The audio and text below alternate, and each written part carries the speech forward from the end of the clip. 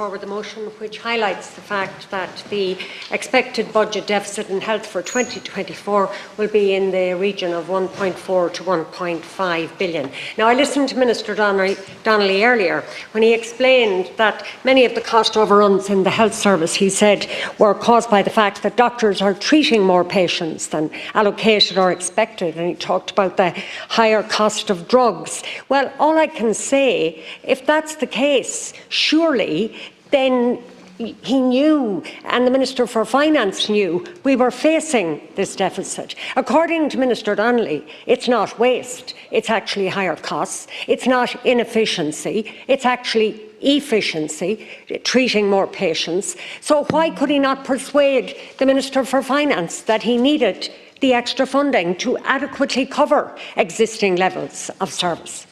Now, Minister, from what we are hearing, and other people have spoken about it, it is likely there will be cutbacks, and I'm especially concerned because it's been reported that the HSE wrote to private home health service providers about 2 weeks ago.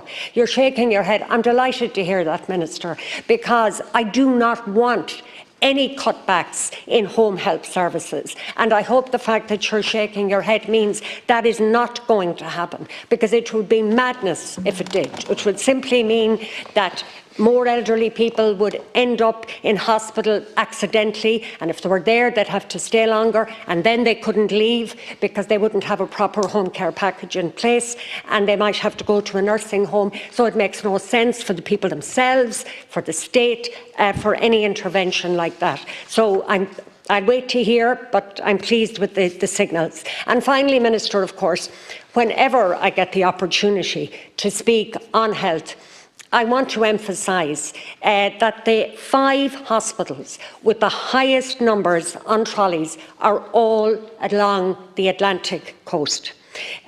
We've already heard, and we know, that Limerick always tops that list, but it's followed by Cork, by Sligo University Hospital, by Letterkenny and by Galway. I looked at the September 2023 figures, and I looked at September 2022, and I looked at September 2021. And what did I find? The same 5 hospitals with the highest numbers on trolleys. And while Limerick always has the highest numbers, Sligo, while often maybe in 3rd or sometimes 4th place, is actually the 2nd worst consistently, for a very simple reason, because it has far fewer acute beds than any of the hospitals concerned. It is sorry, I have to let my colleague hear, but that means that the situation in Sligo is worse. Thanks very much.